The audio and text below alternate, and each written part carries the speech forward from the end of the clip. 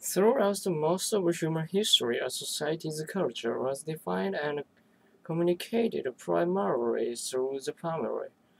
Early cultures communicated their values and beliefs to their children by oral tradition, word of mouth. Parents and grandparents had the job of passing on the culture's history and traditions. The older members of the family were storytellers and historians, or cultural narrators. The cultural narrator was valued for his or her wisdom and experience. The cultural narrator helped to sustain the society through the preservation of vital cultural information.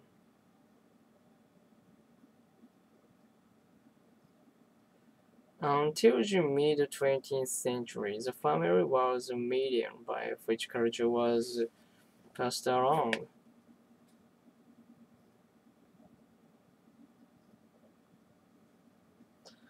Since the 1950s, however, the role of the cultural narrator has been taken over by television. television. televisionじゃない。televisionじゃないよね。television. Okay. television.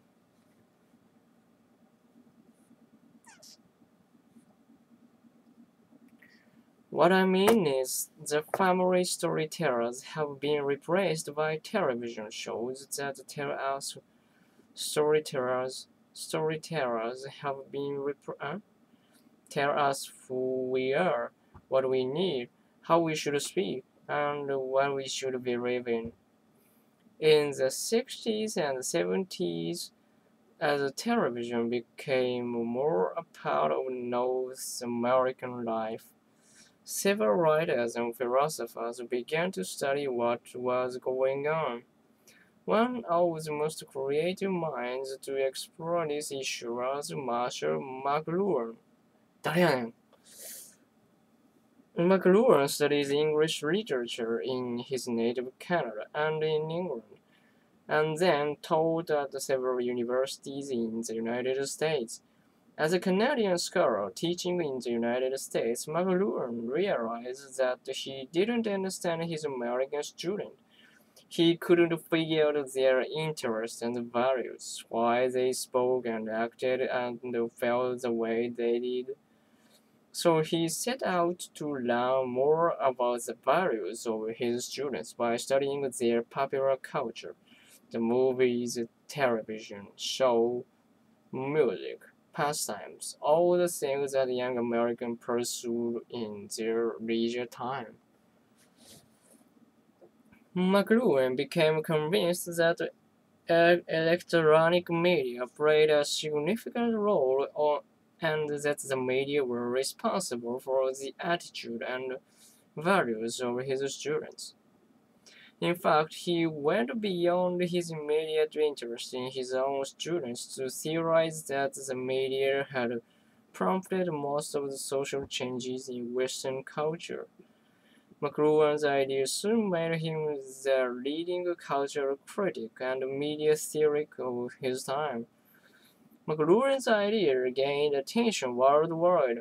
He wrote several books about the effect of media on human development, including this one, The Medium is the Message, which is a book you will be reading next in this class.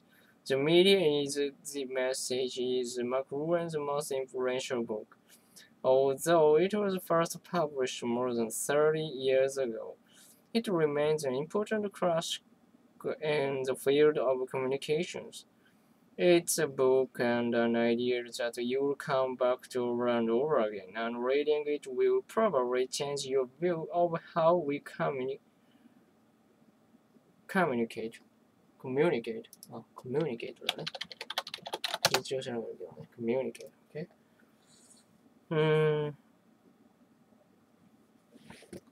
Why is it such an important book?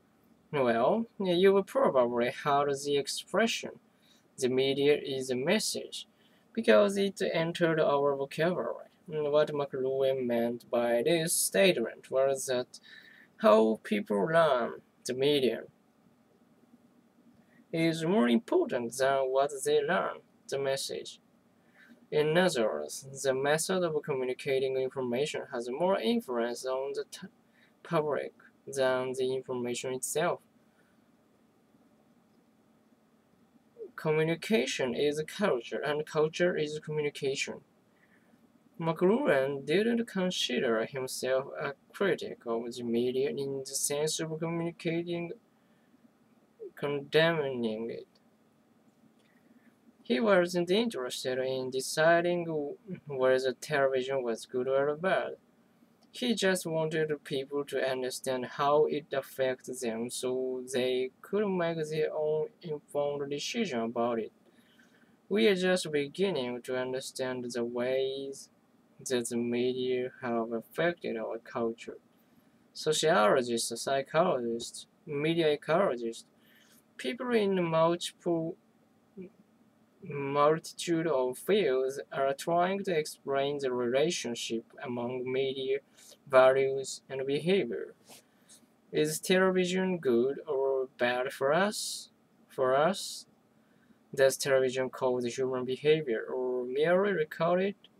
This question is of particular interest to researchers who study the effect of television, especially television violence, on children's behavior. And now that television is starting to merge with other electronic media, like the internet, there are a growing number of issues and new questions calling for informed thinking about the relationship of media to human development. Human development.